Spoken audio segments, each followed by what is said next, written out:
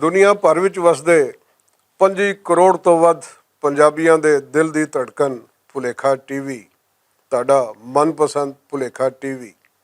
ਤੇ ਉਸ ਭੁਲੇਖਾ ਟੀਵੀ ਵੱਲੋਂ ਪ੍ਰੋਗਰਾਮ ਗੱਲਬਾਤ ਲੈ ਕੇ ਤੁਹਾਡੀ ਸੇਵਾ ਵਿੱਚ ਹਾਜ਼ਰ ਤੁਹਾਡਾ ਸੇਵਕ।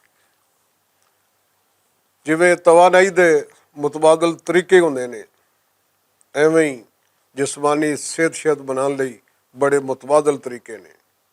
ਅੱਜ ਮੈਂ ਤੁਹਾਨੂੰ ਉਹ ਮੁਤਬਾਦਲ ਤਰੀਕੇ ਦੱਸਾਂਗਾ ਜਿਹਦੇ ਨਾਲ ਤੁਹਾਡੀ ਸਿਹਤ ਬਰਕਰਾਰ ਰਹੇ।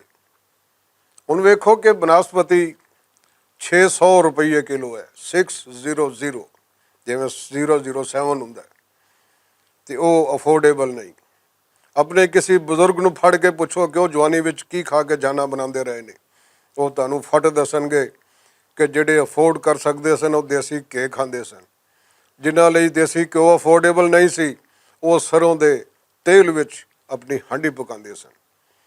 ਤੇ ਤੁਸੀਂ ਵੀ ਹਾਂਡੀ ਰੋਟੀ ਪਕਾਉਣ ਦੇ ਨਵੇਂ ਤਰੀਕੇ ਆਜ਼ਾਦ ਕਰੋ ਔਰ ਕੰਮ ਵਿਖਾਓ। ਨਿੱਕੀ ਜਿਹੀ ਗੱਲ ਹੈ ਕਿ ਸਰੋਂ ਦਾ ਤੇਲ ਖੂਬ ਗਰਮ ਕਰੋ, ਟਿਕਾ ਕੇ ਗਰਮ ਕਰੋ।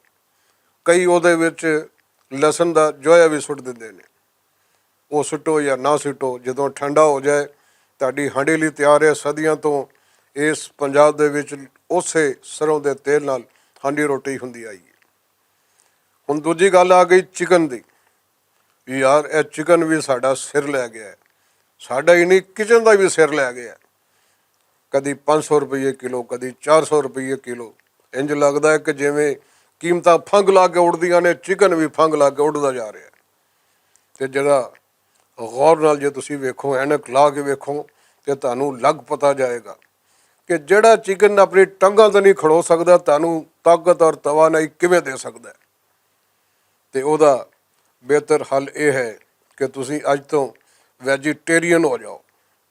ਹੁਣ ਇਹ ਨਾ ਆਖਿਆ ਜੇ ਦਾਲਾਂ ਦਾ ਰੇਟ ਇਹ ਹੈ ਤੇ ਫਲਾਣੇ ਦਾ ਰੇਟ ਐਂ ਹੈ ਤੇ ਸਬਜ਼ੀਆਂ ਦਾ ਰੇਟ ਐਂ ਹੈ। ਫਿਕਰ ਨਾਟ, ਨਵੇਂ ਤਰੀਕੇ ਆਜ਼ਾਦ ਕਰੋ। ਤਵਾਨਾਈ ਦੇ ਮੁਤਬਾਦਲ ਜ਼ਰਾਏ, ਹਾਂਡੀ ਰੋਟੀ ਦੇ ਮੁਤਬਾਦਲ ਜ਼ਰਾਏ।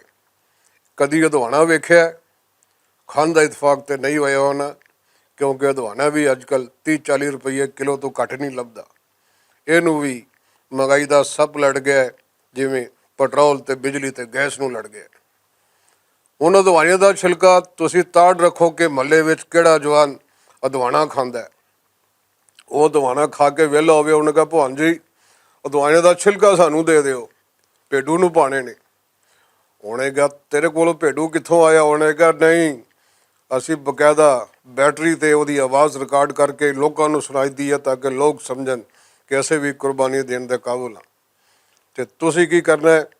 ਤਰਬੂਜ਼ ਦੇ ਉਸ ਛਿਲਕੇ ਦੇ ਨਾਲ ਸਾਡੇ ਇਸ ਪੰਜਾਬ ਦੇ ਵਿੱਚ ਸਦੀਆਂ ਤੋਂ ਇੱਕ ਡਿਸ਼ ਤਿਆਰ ਹੁੰਦੀ ਆ ਰਹੀ ਹੈ ਕਿ ਉਹਦਾ ਅੰਦਰ ਦਾ ਲਾਲ ਹਿੱਸਾ ਉਹ ਲੋਕੀ ਪੂੰਝ ਕੇ ਖਾ ਜਾਂਦੇ ਨੇ, ਸਾਰਾ ਪਾਣੀ ਵਲੇਟ ਜਾਂਦੇ ਨੇ।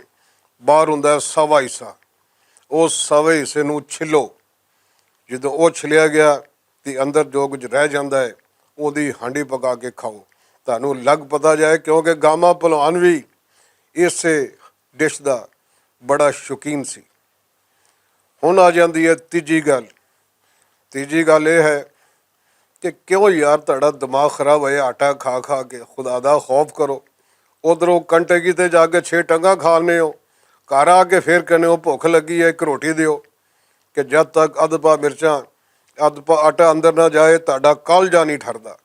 ਇਹ ਵੀ ਥੋੜ੍ਹੀ ਜਿਹੀ ਚੇਂਜਿੰਗ ਲਿਆਓ, ਇਸ ਲਈ ਕਿ ਆਟੇ ਦਾ ਖਹਿੜਾ ਛੱਡੋ।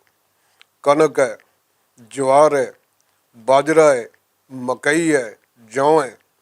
ਸਦੀਆਂ ਤੋਂ ਪੰਜਾਬ ਦੇ ਵਿੱਚ ਲੋਕ ਇਹਨਾਂ ਚੀਜ਼ਾਂ ਦਾ ਆਟਾ ਖਾਂਦੇ ਟੁਰੇ ਆਏ ਨੇ, ਔਰ ਇੰਝ ਖਾਂਦੇ ਟੁਰੇ ਆਏ ਨੇ ਕਿ ਉਹਨਾਂ ਦੀਆਂ ਸਿਹਤਾਂ ਵੇਖੋ।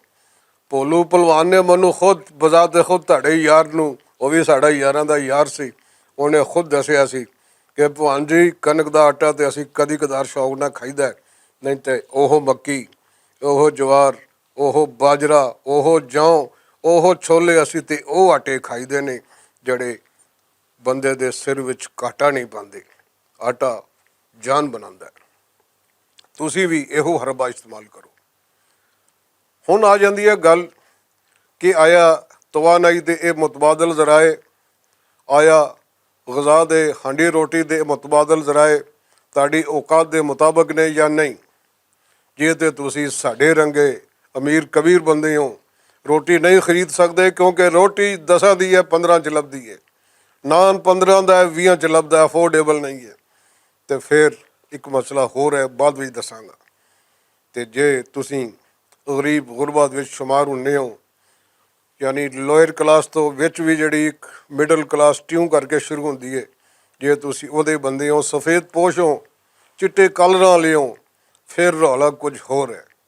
ਕਿਉਂਕਿ ਤੁਸੀਂ ਹੱਥ ਨਹੀਂ ਫੈਲਾ ਸਕਦੇ, ਤੁਹਾਡੀ ਕੋਸ਼ਿਸ਼ ਹੁੰਦੀ ਹੈ ਸਾਡਾ ਹੱਥ ਇੰਝ ਹੀ ਰਹੇ, ਇੰਝ ਨਾ ਹੋਵੇ। ਫਿਰ ਤੁਸੀਂ ਇੰਝ ਕਰੋ ਕਿ ਉਹ ਸਾਡੇ ਰੰਗੇ ਗਰੀਬ ਮਸਕੀਨਾਂ ਨਾਲ 22.5 ਕਰੋੜ ਤੋਂ ਵੱਧ ਆਵਾਮ ਦੇ ਨਾਲ ਰਲ ਜਾਓ ਅਤੇ ਕੋਸ਼ਿਸ਼ ਕਰੋ ਜਿਹੜੀ ਰੋਟੀ ਰਾਤ ਦੀ ਬਚੀ ਹੈ, ਜੇ ਬਚੀ ਹੈ, ਉਹਨੂੰ ਪਾਣੀ 'ਚ ਭਿਓ ਭਿਓ ਕੇ ਖਾਓ, ਮਜ਼ੇ ਨਾਲ ਖਾਓ। ਚੀਨੀ ਮਹਿੰਗੀ ਹੈ, ਚੀਨੀ ਦੀ ਪਰਵਾਹ ਨਾ ਕਰੋ, ਇਸ ਲਈ ਕਿ ਸਾਡੇ ਇੱਥੇ ਗੁੜ ਬਹੁਤ ਹੈ। ਇਹ ਵੱਖਰੀ ਗੱਲ ਹੈ ਕਿ ਕਾਟਨ ਜ਼ੋਨ ਨੂੰ ਸ਼ੂਗਰ ਜ਼ੋਨ ਬਣਾ ਕੇ ਕੁਝ ਹੋਰ ਹੀ ਕੰਮ ਵਿਖਾਤਾ ਜੀ। ਜਿਹੜਾ ਕੰਮ ਵੀ ਐਸਾ ਪਾਇਆ ਉਹਨਾਂ ਨੇ ਕਿ ਕਾਟਨ ਜ਼ੋਨ ਵੀ ਨਹੀਂ ਰਿਹਾ, ਅਤੇ ਸ਼ੂਗਰ ਜ਼ੋਨ ਜਿਹੜਾ ਹੈ, ਜਦੋਂ ਕਾਟਨ ਜ਼ੋਨ ਨੂੰ ਸ਼ੂਗਰ ਜ਼ੋਨ ਬਣਾਇਆ ਤਾਂ ਸ਼ੂਗਰ ਜ਼ੋਨ ਵੀ ਮੁੱਕ ਗਿਆ।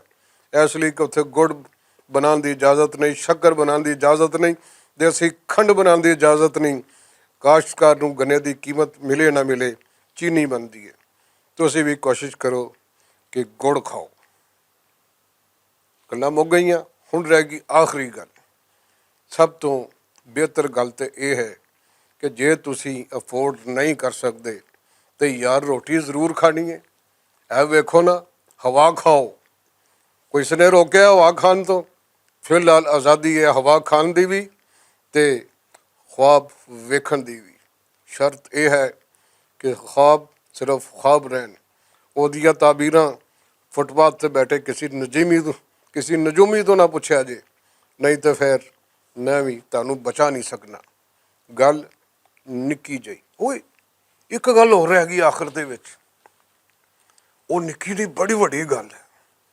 ਉਹ ਗੱਲ ਇਹ ਹੈ ਕਿ ਜੋ ਤੁਸੀਂ ਰੋਟੀ ਅਫੋਰਡ ਨਹੀਂ ਕਰ ਸਕਦੇ ਤੇ ਫਿਰ ਨਿੱਕਾ ਜਿਹਾ ਕੰਮ ਕਰੋ, ਛਾਬਾ ਫੜੋ, ਚੰਗੇਰ ਫੜੋ, ਪਰਾਤ ਫੜੋ, ਪੋਣਾ ਫੜੋ, ਕੁਛ ਫੜੋ, ਸਿੱਧਾ ਜਾਓ ਦਾਤਾ ਸਾਹਿਬ ਆਪਣੀ ਖਾਓ ਅਤੇ ਸਾਡੇ ਲਈ ਲੈ ਆਓ।